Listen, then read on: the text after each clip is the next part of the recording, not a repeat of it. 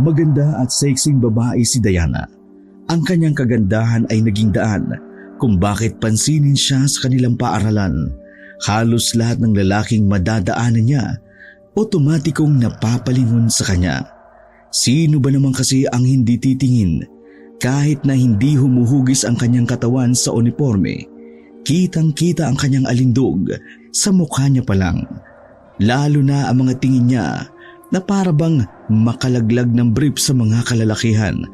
Sabi nga ng ibang lalaki, para siyang anghel na bumaba sa lupa. Napaka-perpekto kasi ng mukha ng babae. Matangos ngunit maliit ang ilong.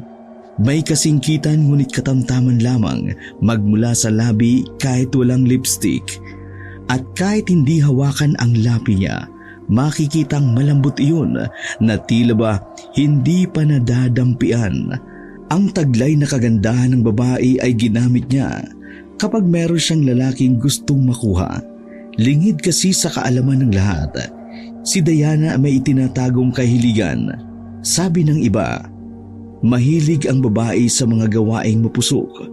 Hindi lamang halata sa kanyang mukha dahil mukha siyang inosente. Ay, ang ganda-ganda ko talaga. Nasa loob ng sasakyan ang babaeng si Diana. Habang nakaharap sa maliit na salamin, makailang ulit nang napatingin sa kanya ang kanyang driver. Nahalata namang naaakit kay Diana. Kuya Rov, maaga mo kong sunduin mamaya. May gagawin ako. Sige po ma'am. Mas matanda lamang sa kanya ang driver niya ng 3 taon at dahil ayaw niya sa pangit, gwapo ang kinukuha niyang driver. Para kasi kay Diana, mas gumagaan ang araw niya kapag nakakakita siya ng gwapo. Bumaba na si Diana ng sasakyan. Napatingin sa kanya ang ibang estudyante na pumapasok sa gate. Sa 4 na taon niya sa paaralan na yun, nasanay na lang din siya sa paulit-ulit na eksena. Para siyang artisang pinagtitinginan at giningitian ng mga tao. Nang pumasok na siya ay naglalakad siya sa hallway. Nakita niya agad ang isang lalaking estudyante na halos 1 buwan niya nang minamasdan. Nakukuha kasi ng lalaking yun ang kanyang atensyon dahil nga werdo at kakaiba ang lalaki sa paningin niya. Huminto siya sa harapan ng lalaki. Nagtataka naman ang lahat ng nakakakita. Ikaw, anong pangalan mo? Ako? May iba pa bang ikaw? Tumingin-tingin muna ang lalaki sa paligid. Nahihiya ito sa eksenang ginagawa ni Diana. Tinatanong kita, anong pangalan mo? Vicente. Vicente ang pangalan ko. Bakit? Samahan mo ko. Hinawakan ni Diana si Vicente sa braso at sapilitang hinila palayo sa hallway. Parang mga asong naglalaway naman ang mga lalaking naiinggit. Nakarating sila sa hardin ng kanilang paaralan kung saan wala nang gaanong taong naruroon. Binitiwan ni Diana ang binata, saka tumingin ng diretso. Sandali, hindi kita kilala. Anong kailangan mo sa akin? Unti-unting lumapit si Diana sa binatang si Vicente. Tila ba naakit ito, ngunit hindi iyon tumatalab sa binata. Ang weird mo. Ikaw lang yata ang hindi tinatalaban ng kagandahan ko sa school na to. Anyway, mas okay na yun para makapag-focus tayo sa study. Study? Anong ibig mong sabihin? May nag-recommend sa akin na friend ko.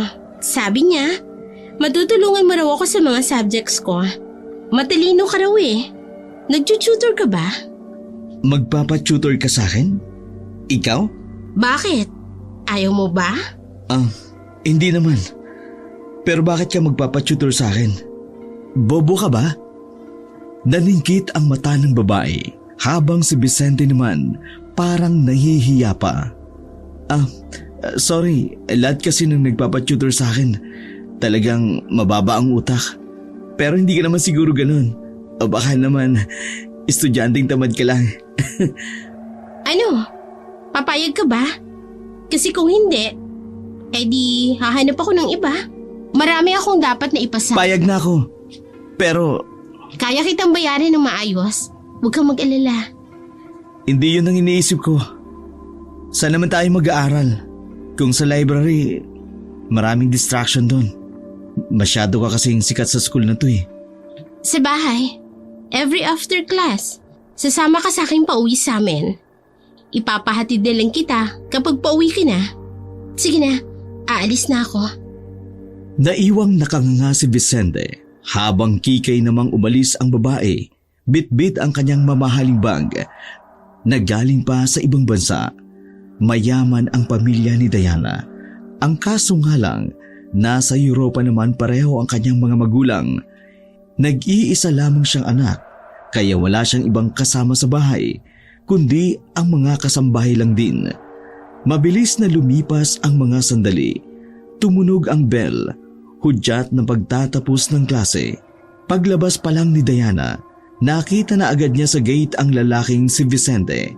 Talagang inaabangan siya nito. Tara, Sandali lang. bakit? Ayaw mo? Wala kasi akong pamasahe. May sasakyan ako. Tara na. Parang alalay na bumuntot si Vicente kay Diana, papunta sa paradahan ng sasakyan. Pagdating nila doon, nakaabang na ang lalaking si Rube. Nakabukas na rin ang pintuan ng sasakyan. Ma'am, iba na naman yan ah. Pabiro lang ang sinabi ni Rube, pero mukhang nainis ang babae. Anong tingin mo sa akin? Low class? Kilala mo ko.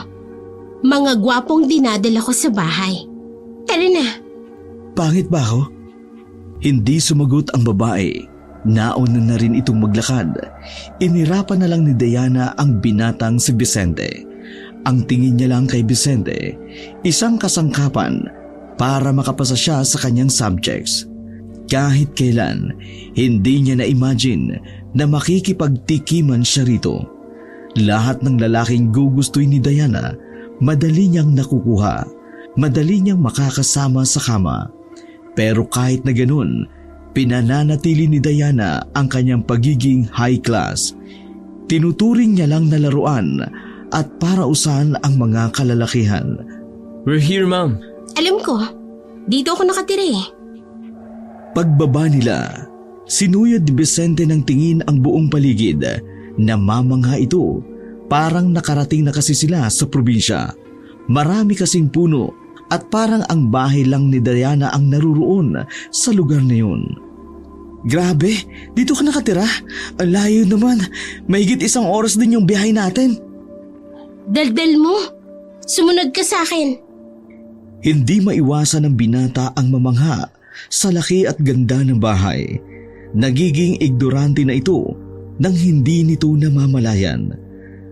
Papasok na sana sila sa main door, pero nagkalaglagan ang mga dalang gamit ni Vicente. Napalingon din si Diana. Naiirita kasi siya sa mga lalaking mahinhin. Nang tingnan ni Diana ang mga nagkalat na gamit sa lapag, nakita niya ang itim na libro. Napuko noon ang kanyang tingin, kaya naman inagaw niya yun mula sa kamay ni Vicente. Wag mong basahin yan. Bakit wag? Baka lalo ka lamang mawerdoan sa akin. Tsaka, alam ko hindi yan yung mga libro na gusto mong basahin. Hindi nagpapigil ang babae. Binuklat nito ang libro. Sa unang pahina, nakita ni Diana ang pamagat na Aswang sa Probinsya. Hindi na nito binasa pa ang sumunod. Sinarado na nito ang libro at hindi ibinalik sa lalaki. Kunin mo to sa akin kapag tapos ko ng basahin. Teka, nagbabasa ka niyan? Ayoko muna ng tanong. Magpapahanda lang ako ng pagkain, tapos magsisimula na tayo. Gusto kong makapasa sa subject ko, kahit hindi ako matalino, para naman matuwa ang parents ko. Kapag nangyari yun, mas malaki ang ibabayad ko sa'yo. Magsasalita pa sana si Vicente, pero naglakad na rin papasok ng mansyon ang babae. Walang paligoy-ligoy matapos silang hatiran ng pagkain sa balkonahe. Sinimula na nila ang dapat gawin. Seryosong nakikinig si Diana sa mga sinasabi ni Vicente. para matutunan niya agad ang mga dapat niyang malaman. Masasabi ni Diana, talagang matalino nga si Vicente. Hindi na siya nagtaka. Marami din talaga kasing nagpapatutor sa lalaki. Lumipas ang halos 2 oras, natapos na rin sila sa kanilang session. Aminado si Diana na kahit may pagkabobo siya, may mga natutunan din siya kay Vicente. Natapos din. Yun na muna sa ngayon. Baka abutin tayo kinabukasan kapag itinuloy natin. Dinampot ni Diana ang baso ng juice, saka sandaling lumagok. To be honest, mas magaling ka pang magturo kaysa kay Fro. Nako, hindi naman. Mas may karanasan sila kaysa sa akin. By the way, matanong ko lang, mahilig ka ba sa mga urban legend? Ha? Ano? Urban legend?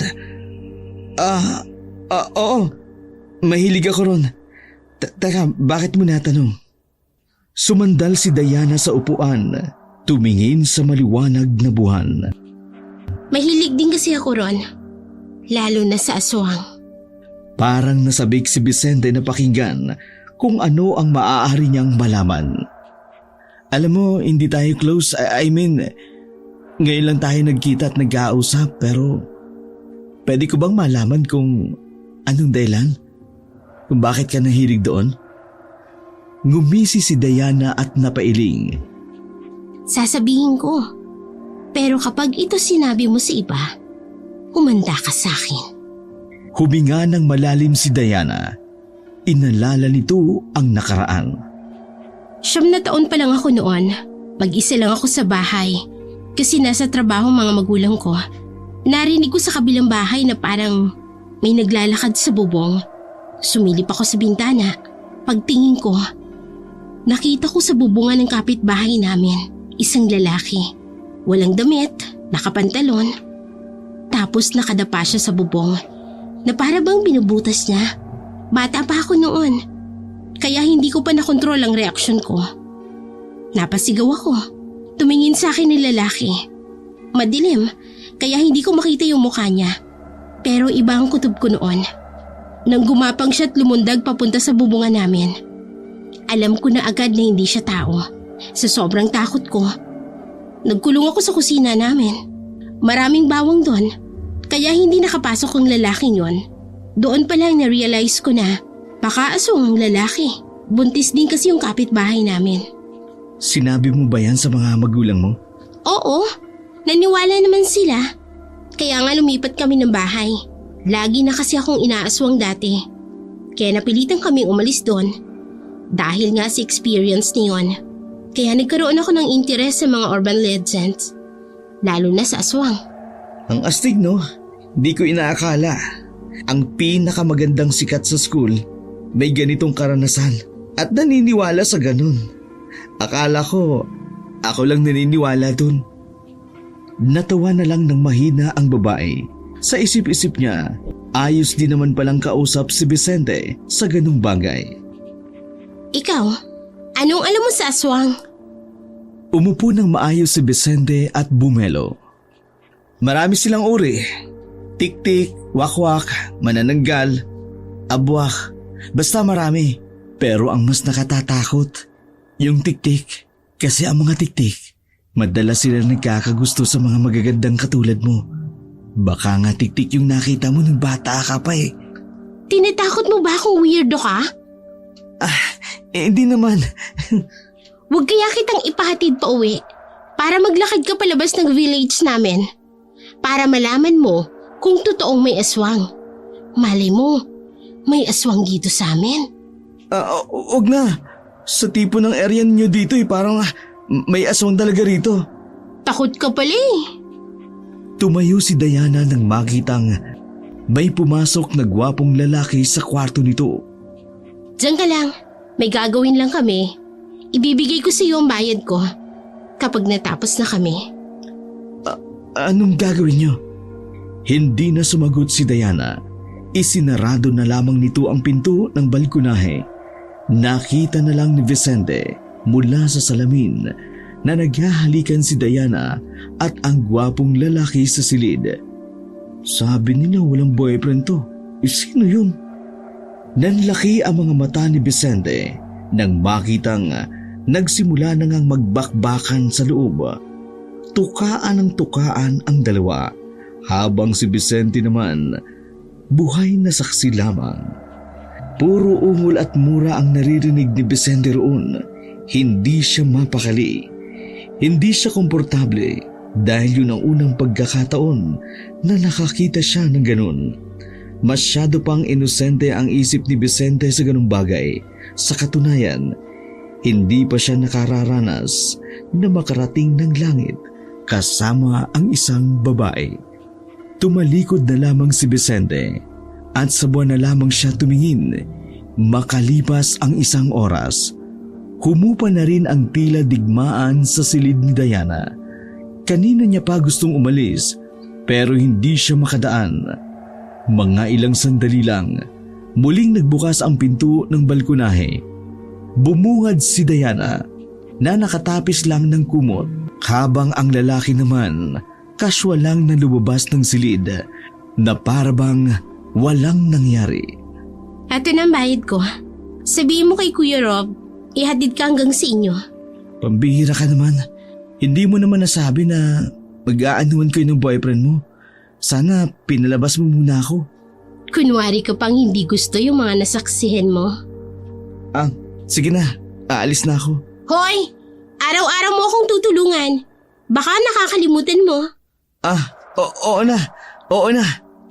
Maputi din si Vicente kaya kitang-kita rin ang pamumula nito.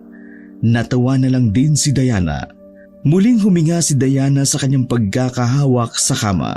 Sobrang gaan talaga ng ganyang pakiramdam kapag may naikakama siyang lalaki. Pinikit ni Diana ang kanyang mga mata. Hindi nito namamalayan, nakatulog na pala siya sa sobrang pagod. Nagising si Diana dahil sa malamig na hangin nagmumula sa nakabukas na balkonahe. Nagtaka ang babae. Sa pagkakatanda kasi ni Diana, naisara niya na ang balkonahe na yun. Bakit pa nakabukas ito? Kainis naman. Ang lamig-lamig eh. Walang kasuot-suot ang babae na bumangon. Kampante siyang wala namang makakakita sa kanya. Kahit pumunta pa siya ng balkonahe. Dumungaw siya roon, wala namang katao-tao. Pero nang nagbalik na siya at isinara ang balkonahe, nakarinig siya ng sitsit. Agad na nagtayuan ang kanyang mga balahibo. Natatakot kasi siya tuwing nakaririnig siya ng sitsit. Ganun na ganun ang narinig niya noong inaswang siya noon. Mabilis siyang pumasok ng silid. Nagmamadali siyang nagbihis. Kinuha niya rin ang cellphone. Tinawagan ang kanyang driver na si Rob. Kuya Rob, pakitingnan nga sa labas kung may ibang tao. Lumabas ng silid ang babae. Nakasalubong niya ang lalaking si Rob sa hagdanan. Ma'am, wala naman. May nararamdaman ako kanina. 3:00 na po ng madaling araw, ma'am. Wala na pong gising. Tulog na po ang mga kasambahay. Tayong dalawa na lang po. Hindi pa nakontento si Diana. Lumabas ito ng mansyon. Tiningnan ang paligid. Wala silang nakitang bakas, pero hindi pa rin mawala ang takot ng babae. Bumalik ang kanyang trauma noong bata pa siya. Ma'am, di po kaya guni-gunin niyo lang? O kaya naalimpungatan lang po kayo? Napabuntong hininga ang babae. Pinagpalagay na lamang niya na guni-guni niya lang ang mga narinig. Ay, siguro nga guni-guni ko na nga lang. O ikaw, bakit gising ka pa? Tinawagan niyo po ako, ma'am eh. Pasensya na. Sige na, matulog ka na ulit. Tumango na lamang ang lalaking si Rob. Bumaba ito ng hagdan habang si Diana naman napaupo na lamang sa baitang at napailing. Tama, hindi na ako inaaswang. Bata pa ako noon at wala na yun ngayon. Huwag kang mag-isip ng kung ano-ano, Diana. Parang tangang kinakausap ni Diana ang kanyang sarili. 1 buwan ang nakalilipas. mas naging madalas ang pag-uusap at pagkikita ni Diana at ng werdong si Vicente. Yun ay dahil nagiging maganda ang epekto ng pagtuturo ng binata kay Diana. Napagpasyan kasi ng mga magulang ng dalaga na si Vicente na lang ang opisyal na tutor ng babae. Kumbaga, kinontrata si Vicente para si Diana lang ang kanyang tuturuan. Bukod pa roon, malaking pabor na rin kay Diana na nakakasama niya si Vicente. Dahil sa mga nakalipas na linggo, napapadalas din ang pakiramdam ni Diana na parabang may sumusunod sa kanya at nagmamasid. Wala ka bang sundo ngayon? Bakit tayo magta-tricycle?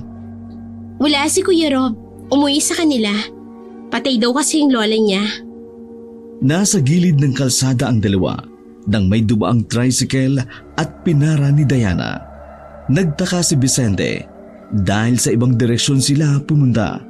Sa pabalik-balik kasi ng binata sa bahay ni Diana, kabisado nito ang daan patungo roon. Uy, bakit dito tayo dumaan? Palayo na ito sa bahay niyo ah. Sino bang nagsabi na pupunta tayo sa bahay? O di ba nag-aaral tayo? Ngumiti ng nakakaloko ang babae. Itinuon nito ang atensyon sa cellphone. Nanahimik na lang din ang binata at makalipas ang ilang minuto, huminto na rin sila sa isang motel na nakatirik sa gilid ng kalsada. Pagbaba pa lang ng dalawa, nakaramdam na kaagad ng kaba ang binata. Tila iritado naman ang mukha ni Diana. Hindi niya gusto ang pangungunsumi ng lalaki. Uy, isang buwan pa lang tayo magkaibigan. Hindi porket nalaman mong virgin pa ako, dito mo na ako dadalhin. Huwag naman ganyan. Sumingkit ang mata ni Diana. Natatawa na lang siya dahil sa sinabi ng binata. Ang totoo kasi, meron siyang gustong kitaing tao. Isang lalaki na ilang araw niya lang na nakatext at nakakatawanan. Ang lalaking iyon ang labis na pumukaw ng atensyon ng dalaga. Hindi naman sobrang gwapo ang lalaking iyon. Masasabi ni Diana, simple lang ang mukha, pero grabe ang sex appeal. Kahit alam pa niyang mas matanda sa kanya ang lalaki ng halos 2 dekada. Ano bang tinitingnan mo sa cellphone mo? Kanina ka pa tingin ng tingin dyan. Pinakita ni Diana ang larawan ng isang lalaki na parabang nasa 45 ang edad. Malinis at mukhang disente ang nakita ni Vicente sa screen. Mas mukha pa ngang matinong tingnan kesa sa kanya. Oh, papa mo? Anong gagawin ko sa papa mo? Ang slow mo talaga. Hindi ko yan, Papa. Ano? Papa ko yan. Papa tirikin ang mata. Ha? Pinagsasabi mo? Hindi ko alam. Pero iba ang dating niya sa akin. May something sa kanya. Malalaman ko yon kapag nasa loob na ako ng motel na yan. Ibig mong sabihin, makikipag-anuhan ka sa ano na yan? O bakit? Masama ba? Uy, parang tatay mo na yan ah. Ano ka ba? Wala ka na ba talagang delikadesa? Kababae mong tao eh. Bakit ang hilig mong… Bakit? Mga lalaki lang ba ang pwedeng makipagtalik sa kung sino-sino? Hindi ba pwedeng gawin din yun ng isang babae? Malamang hindi. Babae kayo. Dapat iniingatan nyo ang puri ninyo. Hindi yung kung sino-sino lang sumasakay sa inyo. Ano ka ba, Pok? Pok-pok! Yan ba ang sasabihin mo? Hindi ako ganun. Ginagawa ko ito kasi hinahanap-hanap ito ng katawan ko.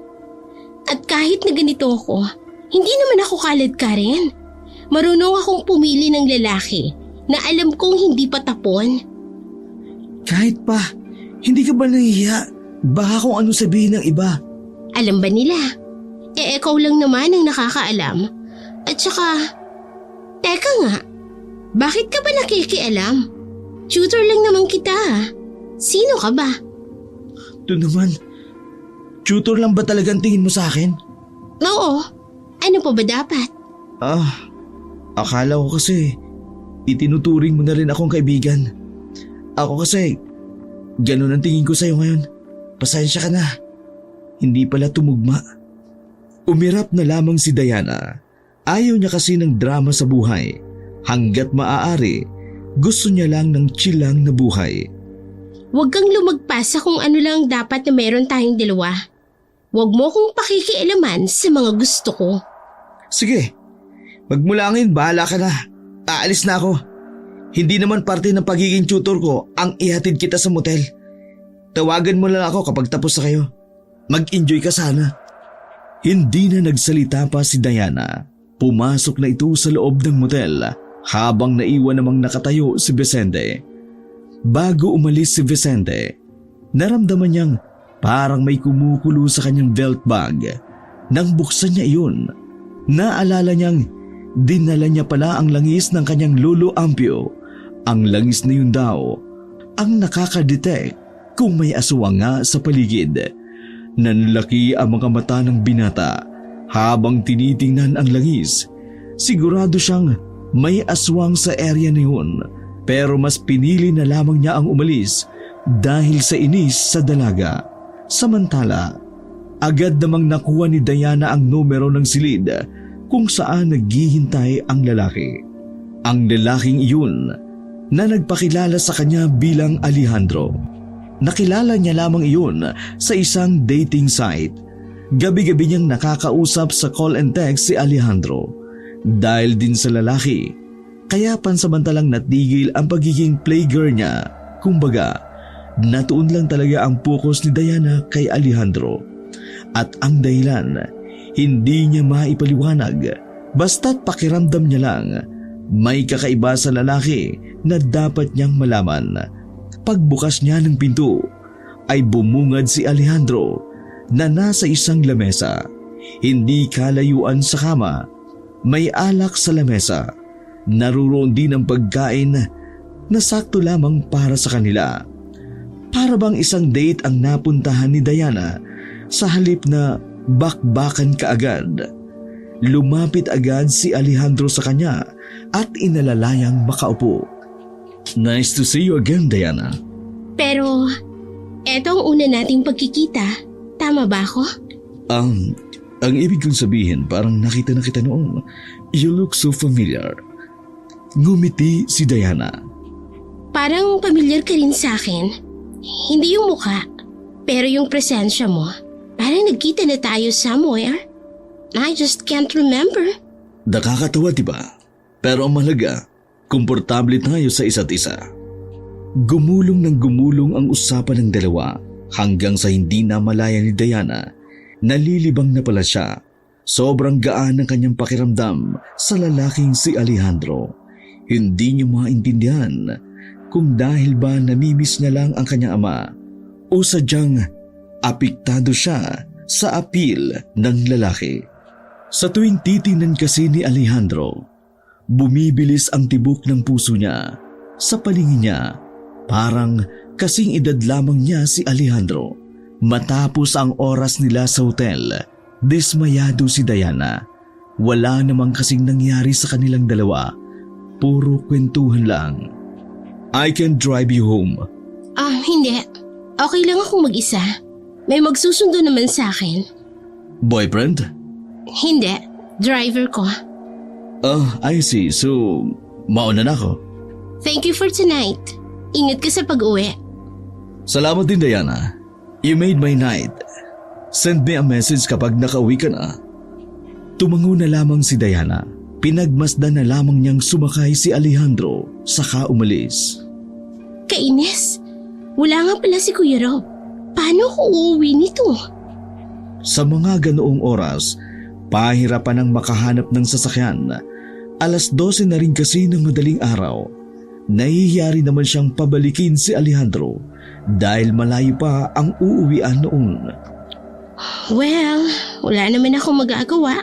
Kailangan kong maglakad. Malapit lang naman rito yung sakayan ng tricycle pabayan. Sana mayroon pa. Mag-isang naglalakad ang babae sa gilid ng kalsada. Ang inaakala niyang malapit lang na terminal, malayo pala kung lalakarin. Tila ba nagsisisi ang babae sa ginawa niyang desisyon. Lumingon siya sa likuran nang maramdaman niyang may sumusunod sa kanya. Sa mga ganoong pagkakataon, mas lumalabas ang pakiramdam ni Diana, lalo na kapag kinakabahan. Dinukot niya sa bag ang ballpen na maaari niyang ipangsaksak dahil sa kaba, para bang wala ng espiritu ng alak sa kanyang katawan. Kinakabahan si Diana noong mga sandaling iyon. Mas nakadagdag ba sa pagkabahala niya ang ideyang walang ibang naroon kundi siya lamang. Kung sino ka man, pwede kitang pagbigyan. Huwag mo lang akong saktan. Nilakasan na lamang ni Diana ang loob na sabihin iyon. Sa isip-isip niya kasi, baka may manyakis na nakasunod sa kanya. Nang wala namang tumutugon, nagmamadaling maglakad na lang ang babae. Halos matapilok pa siya dahil sa taas ng kanyang takon. Makailang ulit na rin siyang napalunok. Kahit hindi siya paladasal, bigla na lamang nakabisado niya ang ama namin. Kung sino-sinong santo na rin ang kanyang tinatawag. Napatili si Diana nang may humawak sa kanyang balikat. Nasa aktong sasaksakin niya sana ng ballpen na yun. Nang mapagtantong si Vicente pala iyon, agad niyang pinagpapalo ng kanyang shoulder bag ang lalaki sa sobrang inis. Walang hiya ka? Tinakot mo ko eh. Ano bang ginagawa mo? At bakit mo ko sinusundan? Aatakihin ako sa puso dahil sa'yo. Galing ako sa bahay niyo. Ang tagal mo umuwi. Kaya binalikan kita rito. Nag-alala kasi ako eh. Hindi ka nagre-reply. Pero pagpunta ko ng motel, wala ka na daw dun. Kaya dito na ako pumunta. Naisip ko kasi baka naglakad ka since wala ka namang masasakyan. Pero hindi kita sinusundan ha. Kaya nang matanaw kita, tumakbo agad ako. Hindi mo ko sinusundan. Patago-tago ka pa nga. Uy, hindi ah. Nung matanaw kita, lumapit ka agad ako. Bakit naman ako magtatago? Hindi ikaw yung nakasunod sa akin? Meron ba? Kanina, ramdam ko. Alam mo kanina bago ako umalis, may aswang sa area ng motel. Napahaplos ka agad ng braso si Diana. Sa halip na humupa ang kaba niya dahil sa kasama niya, parang mas lalo pa yatang lumala. Aswang? Paano mo nalaman na may aswang doon? Imbento ka ha? Inilabas ni Vicente ang langis na nasa garapon. Pinakita lang ito ng lalaki kay Diana. Salubong naman ang kilay niya nang hawakan yun. Ano to? Bagoong alamang? Baliw, langis nga yan. Kapag may aswang sa paligid, mga 10 metro ang distansya, kukuluyan. Yan ba yung nabanggit dun sa libro na binasa ko? Tumango si Vicente bilang pagsang-ayon. Pero parang imposible na may aswang sa motel na yun. Ano yun, naka-check-in? Utak mo talaga may ubo. Tara na nga, baka mamaya niyan may aswang din sa kalyang ito. Naglakad na ang dalawa paalis. Alerto lamang sila sa kanilang dinaraanan. Dahil kahit pa may mga poste naman ng ilaw, hindi pa rin sila kampante. Paano ka pala nakabalik? May sasakyan akong tricycle. Ibinaba agad ako sa kaligitnaan lang, kaya tinakbo ko na lang pabalik ng motel. Dapat hindi ka na bumalik. Bukas na lang tayo mag-aral. Ngumisi si Vicente na parabang nainsulto ito. Hindi naman yun ang iniisip ko. Alam mo, wala kasi akong tiwala sa lalaki mo. Parang unang tingin ko pa lang parang may gagawing hindi maganda. Vicente? Oo na, hindi na ako makikialam. Hindi ka pa nga nagpapasalamat na may kasabay ka na ngayon. Eddie, thank you! Lumipas ang mga sandali. Natanaw na rin ng dalawa ang terminal ng tricycle. Kaso sa kasamaang palad, wala ni isang tricycle ang naroon. Napakunot na lamang ng ulo si Vicente. Ano gagawin natin ngayon? Wala namang masasakyan. Umupo ang dalawa sa mahabang upuan na bakal. Nasa ilalim sila ng poste habang sinusuyod ng tingin ang paligid. Wala tayong magagawa. Maghihintay tayo na may mapadaan na tricycle. Huminga na lamang ng malalim si Diana. Kahit paano, nakahinga na rin siya ng maluwag. Palihim siyang umiti at nagpasalamat sa binatang si Vicente. Kung minsan, naiisip niyang paanong nakakatiis si Vicente sa ugali niya. Wala ka bang pamilya? Ikinagulat ng binata ang tanong na yun. Hindi nito inaasahan na magiging interesado ito sa kanya.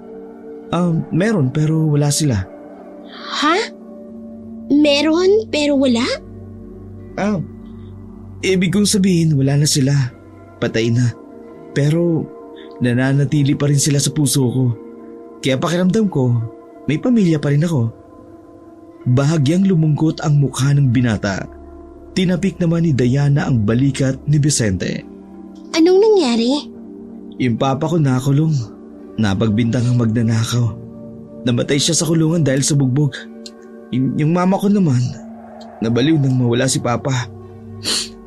Tapos kalaw na nun ano siya? Tumalon siya sa tulay. Narinig na lamang ni Diana na sumisinghot-singhot na si Vicente na nakayuko pa ito. Sorry, hindi ko na pala dapat tinanong. Kaya nga nagsisikap ako sa buhay. Kasi si Lolo Ambio na lang ang kasama ko. Gusto kong suklian ang paghihirap niya sa akin. Kinakaya ko lahat ng pambubuli, panglalait, pambabaliwala. Lahat kinakaya ko. Tapos ikaw, ano? Ha? Anong ako?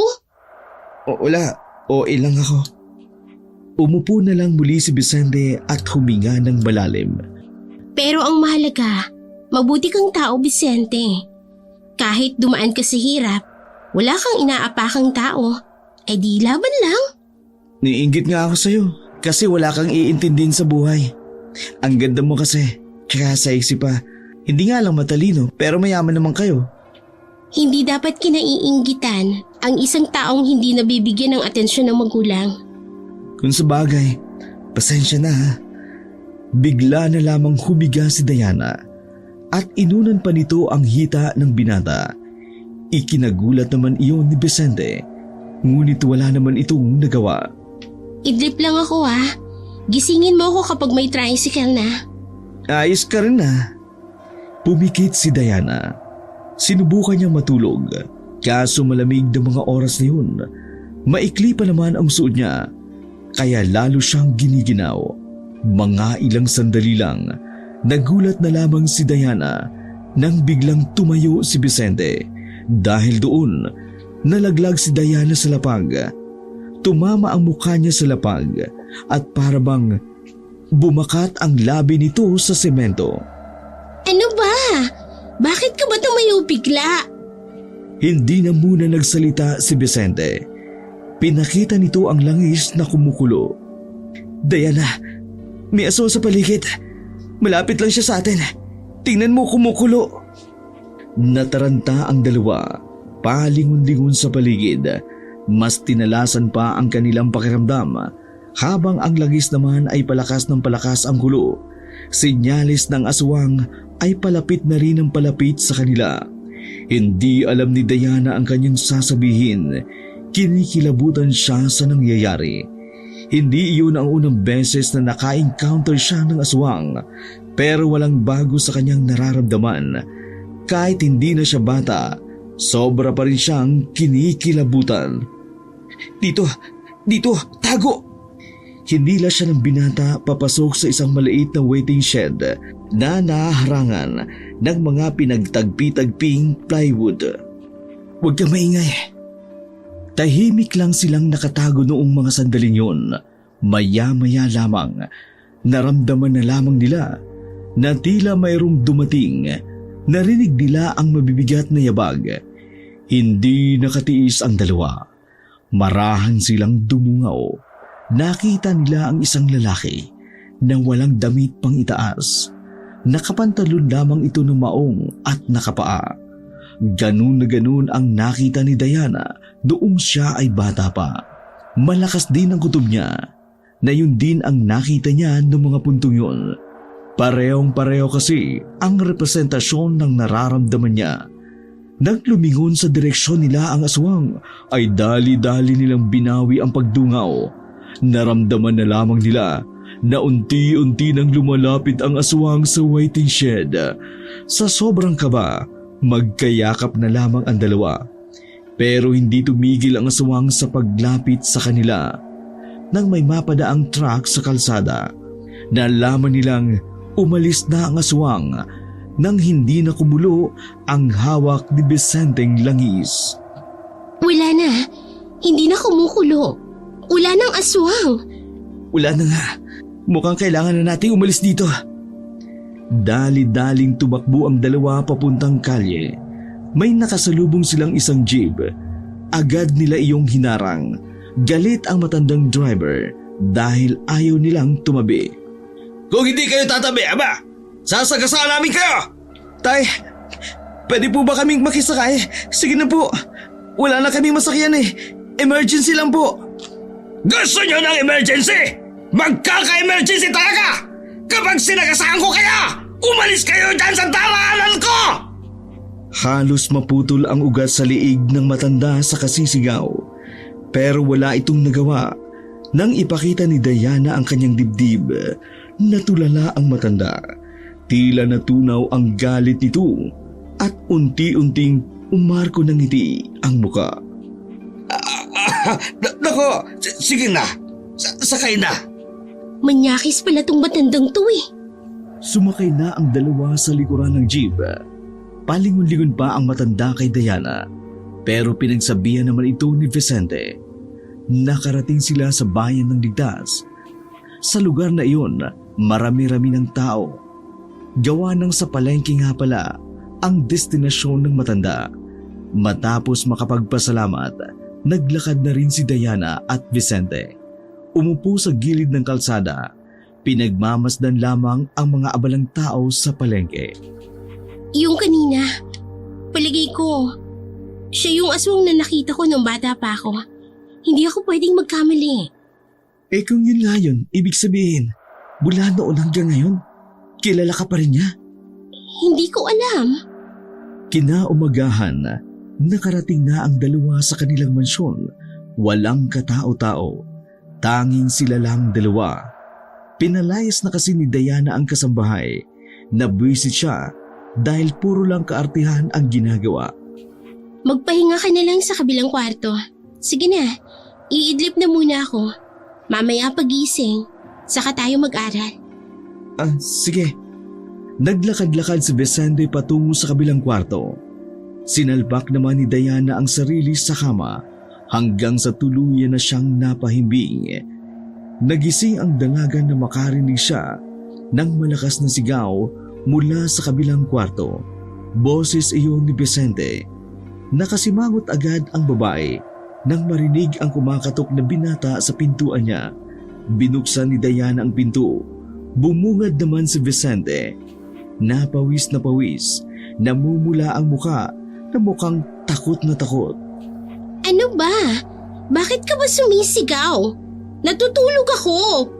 Diana, makinig ka mabuti.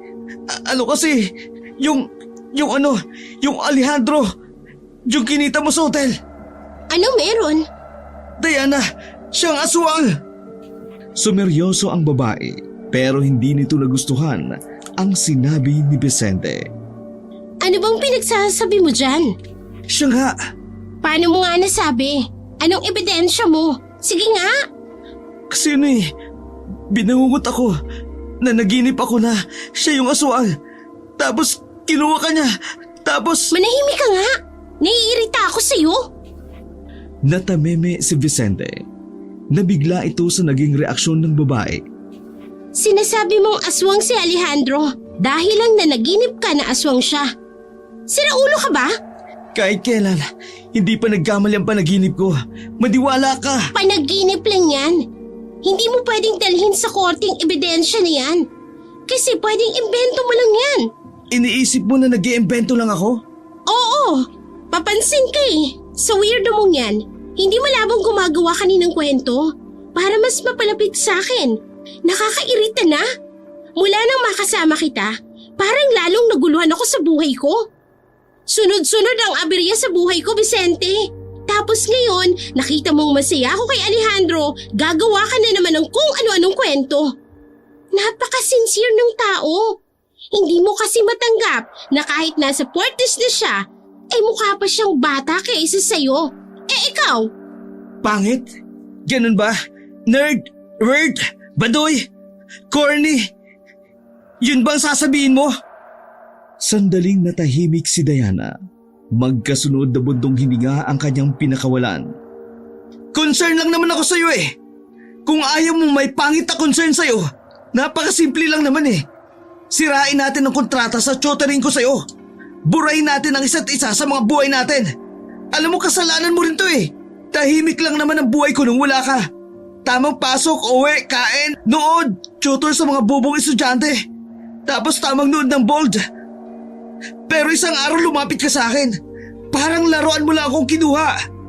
Dinaan mo ako sa ganda na porket maganda ka, dapat makuha mo kagad ang approval ko. Pumayag ako maging tutor mo. Wala eh, ang ganda mo eh. Tapos ngayon, tingin mo lang sa akin kasangkapan na kapag kailangan mo, dapat nandyan ako at magagamit mo. Naging tao ako habang pinakikisamahan kita. Trinato naman kita ng tama. Kahit binababoy mo lang sarili mo, pilit kong itinataas ang respeto ko sa'yo na pilit mo namang binababa. Masaya akong sabay tayo nag-aaral dito sa bahay mo. Lahat ng yon, hindi ko pinagsisisihan. Kahit pati sarili ko, napapabayaan ko na sa kaisip ko. At kaintindi ko sa'yo, kahit na… Hindi ko naman sinabi na itrato mo ko sa kung anong gusto mo. Ginusto mo yan. Sinabi ko sa'yo na huwag kang lalagpas sa boundary natin. Pero lumagpas na ako eh. Habang tumatagal, iba na ang tingin ko sa'yo. Nahuhulog ang loob ko sa'yo. Lahat ng yon, nahuhulog na ako. Lahat ng yung ginagawa ko kasi parang mahal na yata kita eh. Para bang may dumaang anghel dahil ang mga sandaling yun, namayani ang katahimikan. Pumasok ang malamig na simoy ng hangin mula sa balkonahe na nakadagdag naman sa dramang namamagitan sa kanilang dalawa. Sa ginawang pagtatapat ng binata, napangisi at napatawa na lamang si Diana. Hindi niya kasi kailanman nakita si Vicente bilang lalaki sa buhay niya. Sorry, pero hindi kita type. Pwede kitang ituring na kaibigan. Pero suklian yung pagmamahal mo? Never! Hindi kita nakikitang lalaki na makakasama ko. Eh kasi pangit ako. Oo, kasi pangit ka. Masaya ka na ba? Paano ako magiging masaya kung pagiging ang pangit lang naman pala ang problema? Tapos ngayon iiyak ka. Ay di ba yun ang gusto mong marinig? Alam mo ang problema sa'yo? Pangit din ang tingin mo sa sarili mo. Kaya pangit din ang tingin sa'yo ng mga tao. Tapos maninisi ka sa iba na hindi ka magustuhan kasi pangit ka. Kasalanan mo yun. Kasi ayaw mong ayusin ang sarili mo. Kunwari ka pa? Kahit siguro aswang basta gwapo, papatulan mo. Oo. Total gano'n naman kababang tingin mo sa akin, di ba? Kahit aswang basta gwapo, sige. Kahit basurero basta gwapo, sige. Kahit mamamatay tao basta gwapo, sige lang. Lahat sasakyan ko basta gwapo. O ano? Happy ka na? Umalis ka na. Ayoko nang makita ka kahit kailan. At kalimutan na natin ang isa't isa. Mas maganda pang magpakain sa aswang kaysa magpakain sa'yo. Padabog na isinarado ni Diana ang pinto. Nagbagsakan pa ang mga nakasabid. Sa unang pagkakataon, naramdaman na lamang ni Diana ang pagtulo ng kanyang luha. Hindi niya inaakala na ganun ang magiging impact sa kanya ng mga sinabi ni Vicente. Dinampot na lamang ni Diana ang kanyang cellphone. Makikipagkita na lamang siya kay Alejandro. Pagdating ng tanghali, umalis siya ng mansyon. 12:00 na nagkita sila ni Alejandro sa plaza. Hindi siya pumasok noon para lang makipaglandian. Gusto niyang libangin ang sarili niya para lamang makalimot. 4:00 na ng hapon, niyaya ni Alejandro si Diana sa bahay nito. Agad din namang pumayag ang dalaga nang hindi man lang nag-iisip. Mag-isa ka lang dito? Kararating lang ng dalawa matapos ang halos 1 oras na biyahe. Medyo nakaka-relax ang lugar na yon dahil puro puno ang nasa paligid. Sa ibang sabi, nasa liblib na parte ang bahay na yon. Kasama ko rito noon yung ex-wife ko. Nag-asawa siya ng iba kaya mag-isa na lamang ako. Huwag ka mag-alala. Matagal na yun, kaya wala na akong sabit. Hindi ko naman iniisip yon. Pinaupo na muna ni Alejandro ang dalaga sa sofa at kinuha ang bag nito saka iniligay sa kabilang sofa. Pasensya ka na, ang layo ng bahay ko.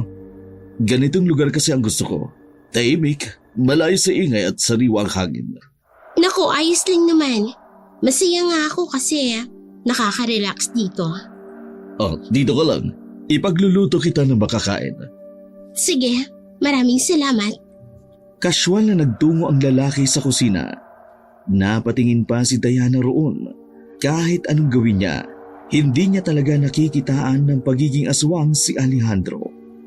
Malayong malayo sa sinabi ni Vicente. Para sa kanya, marahil gumagawa lamang ng kwento si Vicente para layuan niya si Alejandro. Kung totoo man ang panaginip na yun, hindi niya yun dapat isipin dahil panaginip lamang iyon. Habang abala ang lalaking si Alejandro, sinuyod naman ni Diana ang tingin sa paligid ng bahay. Saka lamang niya napansin na parang ang dilim. Hindi dahil sa walang ilaw o mahina ang liwanag, kundi dahil na rin sa mga disenyo ng bahay na halos lahat ay kulay itim. Napukaw ang atensyon ni Diana sa isang maliit na ribulto na nakapatong sa antigong lamesa sa gilid.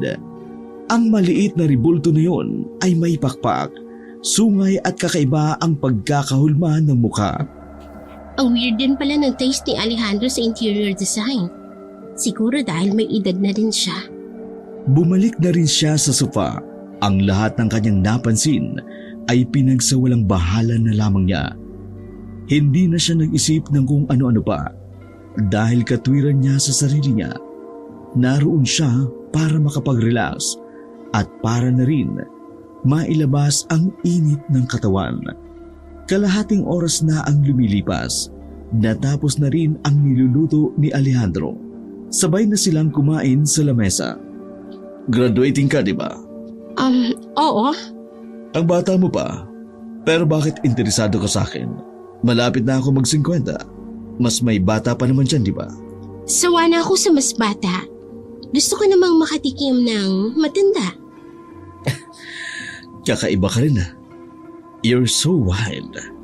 Napangiti na lamang si Diana. Hindi pa nakakalimang minuto'y nakaramdam na si Diana ng pagkahilo. Doong una, inakala niyang lumilindo lamang. Pero pagtingin niya kay Alejandro, lumalabo na ang kanyang paningin. Alejandro, anong nangyayari sa akin? Diana, ang sabi ko naman sa'yo last time, nice meeting you again. Nagkita na tayo noon. Naguguluhan ang babaeng si Diana ng mga sandaling yun. Naaanigan niya pa na parang nakangiti ang lalaki. Hindi malaman ni Diana ang dahilan. Wala siyang nakikitang pag-aalala sa mukha ni Alejandro kahit nahihilo na siya.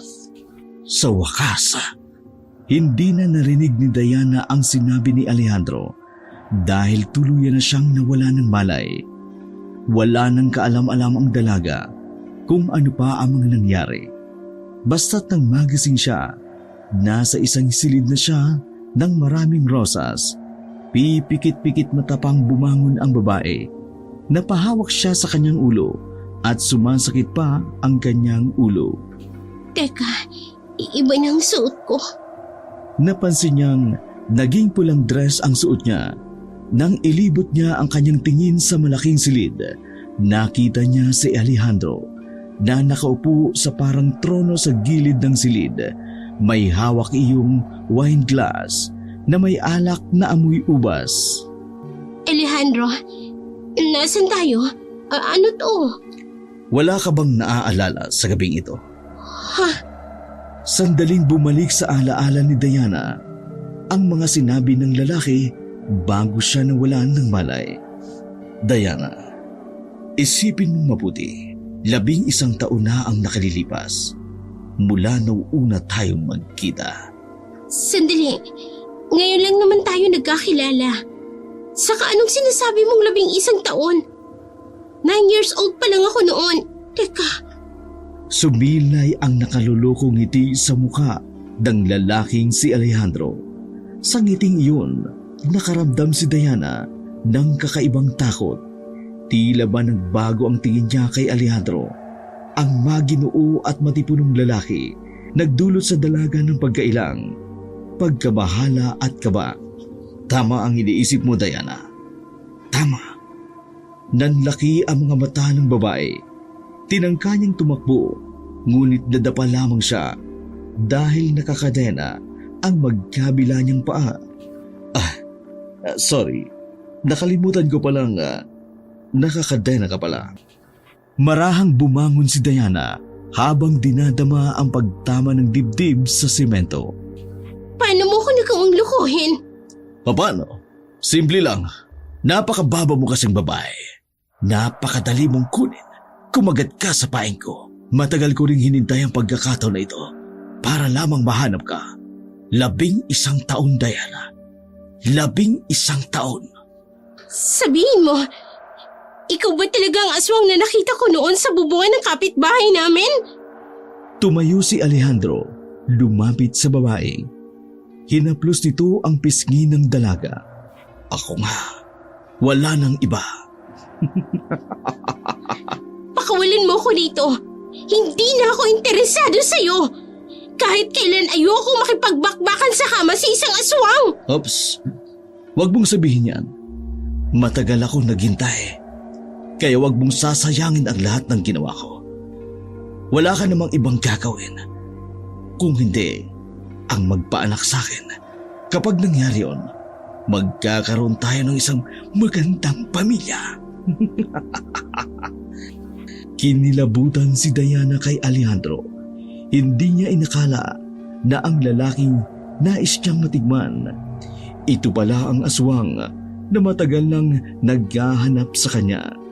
Kung nakinig lamang siya kay Vicente, hindi sana siya aabot sa ganoong punto. Magpaanak? Nababaliw ka na ba?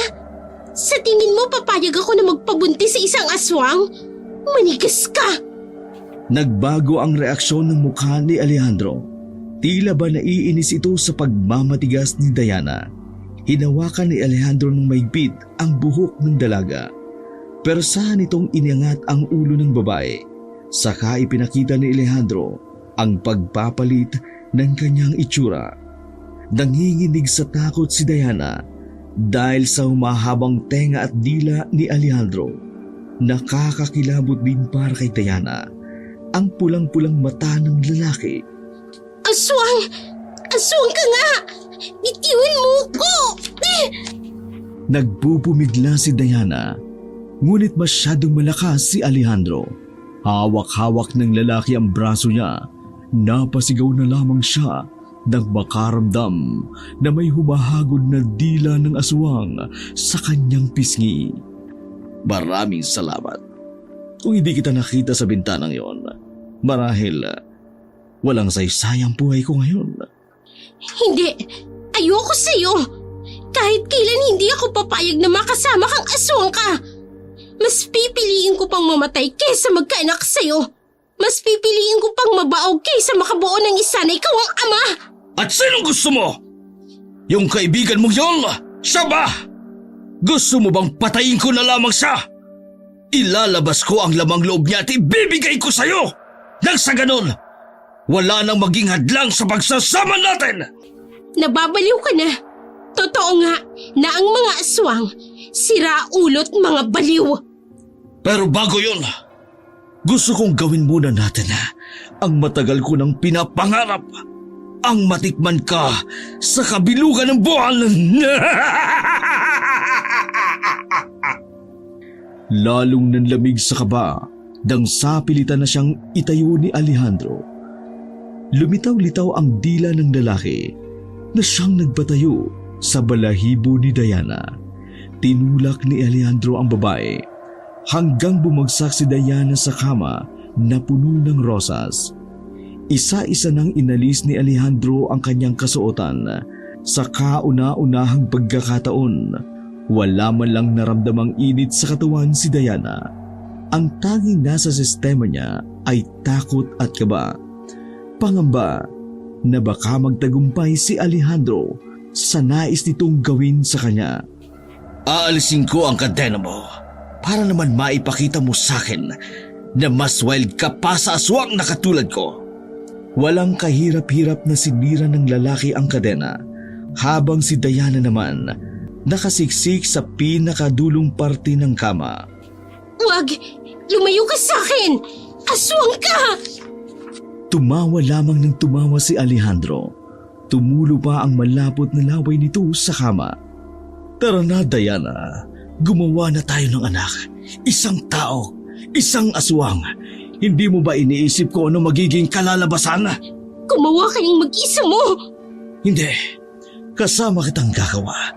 Dahil ikaw ang magiging ina ng mga anak ko. Tumigil ka! Menopause ka na! Sinipa ni Diana ang mukha ni Alejandro. Sinamantala niya iyon para tumakbo sa pintuan. Nabuksan niya iyon pero sa kasamaang palad, nahawakan na siya ng lalaki sa damit. Malakas siyang hinila pabalik ng kama na parang isa lamang siyang papel. Ang ayaw ko sa lahat, yung masyado akong binibitin. Sira ulo ka din no? Nung una nating pagkikita, gusto kong may mangyari sa atin. Pero ayaw mo. Tapos ngayon maglalaway ka dyan. Buwang ka ba? Hindi naman kabilugan ng buwan noon. Ngayon, bilog na bilog ang buwan. Tamang oras para gumawa ng sanggol na aswang. Muling lumapit si Alejandro. Pumaibabaw ito sa dalaga. Wala nang magawa si Diana ng mga sandaling yun, kundi ang sumigaw na lamang ng sumigaw. Vicente! Tila ba nagkaroon ng himala nang tawagin niya ang pangalan ng binata. Biglang napaalis si Alejandro sa kanyang ibabaw nang may pumalo sa likuran nito. Nakalimutan mo yata isara ang pinto, aswang! Kasama ni Vicente ang lulo nito, isang magsasaka na minsan kumalaban na ng aswang. Ikaw! Layuan mo ang babae yan! Krasya na nga po! Lolo naman, para naman kayong timang. Nang maglabas ng itak ang matandang si Ambio, tila na alarma ang aswang. Ngunit ganun pa man, hindi umatras si Alejandro. Sa halip, mas lalo pa nitong binago ang anyo. Anong akala nyo? Makukuha nyo sa akin ang babae ito? Tigilan mo na yan, Alejandro! Matanda ka na! Magbukos ka na lang kung kailan ka mamamatay! Ikaw ang manahimik! Mas matanda ako sa'yo! Pero mas mukha ka pang 50 kaysa sa akin! Natameme si Vicente sa kanyang narinig. Pero nang dahil doon, mas lalong lumakas ang kalooban ng lalaki. Agad namang tumayo si Diana. Pumunta sa likuran ng maglolo. Umalis na tayo rito. Nakakatakot siya. Apo, iha, mauna na kayong lumabas. Ako nang bahala sa isang ito. Sumang-ayon si Diana at Vicente. Hinanap ng matanda ang aswang na si Alejandro. Tumakbo naman agad palabas ng bahay ang dalawa. Paano mo nalaman na nandito ako? Nung natutulog ka, nilagyan ko ng tracker ang cellphone mo para kung sakaling mawala ka, alam ko kung saan ka pupuntahan. Palihim na humanga ang babaeng si Diana. Hindi niya inakala na si Vicente ang magliligtas sa kanya sa dami-dami ng lalaking nakilala niya. Mas malaki at maskulado ang katawan. Si Vicente pa talaga, napatpatin ang katawan ang kasama niya ngayon. Hawak-hawak ang kamay habang tumatakbo. Sandali! Huminto saglit. Bakit? May natapakan ako. Nang ilawan ni Vicente ang cellphone, nakita niyang dumudugo ang paa ng babae. Pasanin mo ko, dali! Hindi na hinintay pa ni Dianang pumayag ang binata. Pumasa na siya agad sa likod nito. Muling tumakbo si Vicente palayo. Hindi man lang nabibigatan sa babae. Sadyang naiilang lang siya sa kanyang nararamdaman. Diana, wag mo masyadong idikit ang dede mo. Naiilang ako eh. Nag-iinarti ka pa. Nakita mo na nga yan. Bilisan mo! Nang medyo makalayo-layo na, tumigil na muna ang dalawa. Pumila si Vicente ng tela at itinapal iyon sa babae. Sigurado ka ba na ayos lang ang lolo mo ron? Huminga ng malalim si Vicente. Ayos lang yun. Kayang-kaya niya yun. Eh kapag namatay, di deads. Paliw ka? Ganun naman ang buhay, di ba? Kung oras mo na talaga. Vicente, gusto ko sanang umingi ng paumanin sa mga nasabi ko. Ay, yaan mo na yun. Pinatawad na kita bago pa kami nagpunta dito ng lolo. Magsasalita pa sana ang babae nang maramdaman nilang para bang may tao sa paligid. Kinuha ni Vicente ang malaking flashlight na nasa kanyang bag. Nang maitapat niya iyon sa kaliwang banda, nakita niya sa gilid ng puno ang isang lalaking nakatayo roon, naglalaway ng kulay itim na likido. Litaw na litaw ang mahaba nitong dila. Anong akala niyo sa akin? Matatalo ako ng matandang yon? Agad nang marang si Vicente kay Diana. Anong nangyari kay Lolo? Ano pa nga ba? Nakita mo naman na nandito ako at wala siya, di ba? Dumukot naman si Vicente ng kung ano sa kanyang bag. Nakuha niya roon ang isang kutsilyo na ginamit niyang pambalat ng mangga. Tumakbo na lang kaya tayo. Nanginginig naman ang kamay ng babae ng dahil sa takot. Pinagpapawisan na rin ang singid nito dahil sa labis na kaba. Hindi pwede. Masusundan niya pa rin tayo. Wala tayong ibang choice kundi harapin ang bokong na to. Kaya mo ba? Tig-aalala ko para sa'yo. Kakayanin ko. Para sa'yo, Diana. Bahagyang pinalayo ni Vicente ang babae. Pumorma naman si Vicente. Gamit lamang ang pangkaraniwang kutsilyo. Sigurado ka ba na lalaban ka sa akin? Yan lang ang hawak mo? Baka naman nakakalimutan mo. Mangga lang ang kayang hiwain, hindi aswang! Pwes, ikaw ang unang aswang na gagawin kong mangga! Tila ba na insulto si Alejandro sa narinig? Mabilis na inatake ng aswang ang binata. Di hamak na mas malakas si Alejandro kay Vicente. Kaya naman, nabalibag dito si Vicente pabalik kay Diana. Vicente! Bumangon agad ang binata. Kahit na masakit pa ang likuran nito. Ayos lang ako. Malayo naman sa bituka. Malayo ba sa bituka? O gusto mo bang ilapit para mas mapadali ang buhay mo? Ikaw lang ang aswang na madaldal na nakilala ko. Buong tapang na umatake si Vicente. Pero dahil wala naman itong kaalaman sa pakikipag-away, napabagsak din ito ni Alejandro. Hindi ka obra sa akin. Lampa! Tinapakan na lamang ng aswang ang ulo ni Vicente habang nakahiga ito sa lupa. Tama na! Ako lang naman ang kailangan mo, di ba? Huwag mo na siyang saktan. Sasama na ako sa'yo. Nakikiusap ako. Noong mga sandaling iyon, wala nang ibang maisip na paraan ang dalaga. Alam niyang sa desisyon na yun, mas malaki magbago ang kanyang buhay. Pero kung yun ang makapagliligtas sa binata, handa na siyang gawin iyon. Nababaliw ka na ba? Huwag kang sasama dyan! Sorry, Vicente. Pero ito na lang ang alam kong paraan para mailigtas ka. Palagi mo na lang akong sinasagip sa maraming bagay.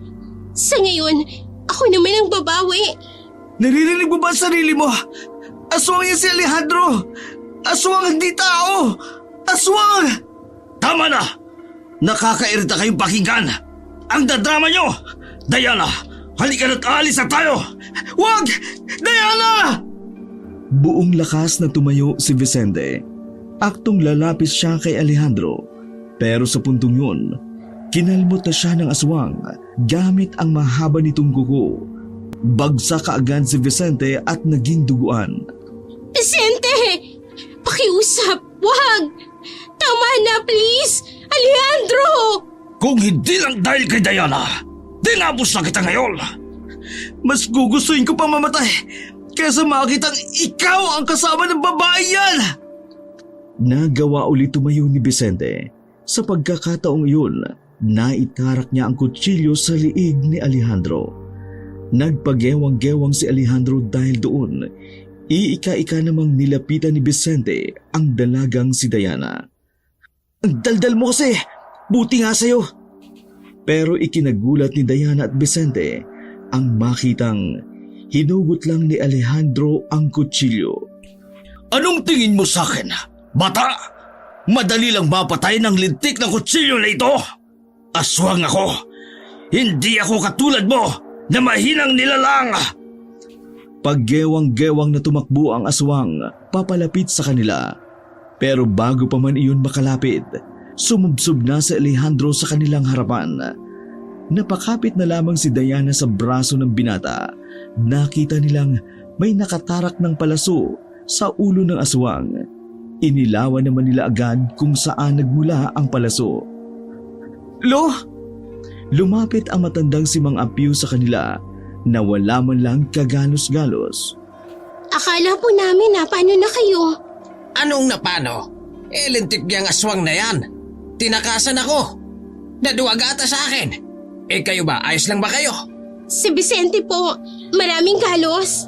Sige, susunugin ko na lang ang aswang na ito at uuwi na rin tayo. At nang magamot kayong dalawa. Tinabunan na maglolo ng tuyong dahon ang katawan ni Alejandro. Saka lamang nila iyon sinilaban. Umalis lamang sila nang masiguradong nasunog na nga ang aswang. Paglabas nila ng gubat na yun, isang tricycle ang nakaparada sa gilid ng kalsada. Dali-daling isinakay ni Diana ang binata. Pinaandar naman agad ng matanda ang tricycle. Makalipas ang kalahating oras, nakauwi na rin sila sa bahay ng matandang si Ambio. Pinahiga si Vicente sa lamesa at mabilis ding ginumod. Pagkatapos ni Vicente, ang mga paa naman ng dalaga ang inasikaso ng matanda. Habang si Vicente naman ay walang malay doong mga sandaling iyon. Alam mo ba, lagi kang nababanggit sa akin ng apo kong yan. Ang sabi niya, gusto ka raw niyang protektahan sa aswang. Kaya pala nagulat na lang ako. Nagpapaturo sa akin kung paano makipaglaban. Sa kasamang palad, hindi siya natuto. Sadyang pang-eskwela lang yata ang talino ng batang ito eh. Tiningnan ni Diana ang nagpapahingang si Vicente. Sa kanya lamang nabigyan ng pansin ang lahat ng ginawa ng binata para sa kanya. Iha, kalma ka na ha. Patay na ang aswang na matagal nang naghahanap sa'yo. Marami pong salamat sa inyo. Ako ang dapat magpasalamat. Kasi sa huling sandali ko rito sa mundo, nagawa ko pang makatulong. Sa totoo lang po, marami na akong nasabing masasakit na salita kay Vicente. Nahihiya ako.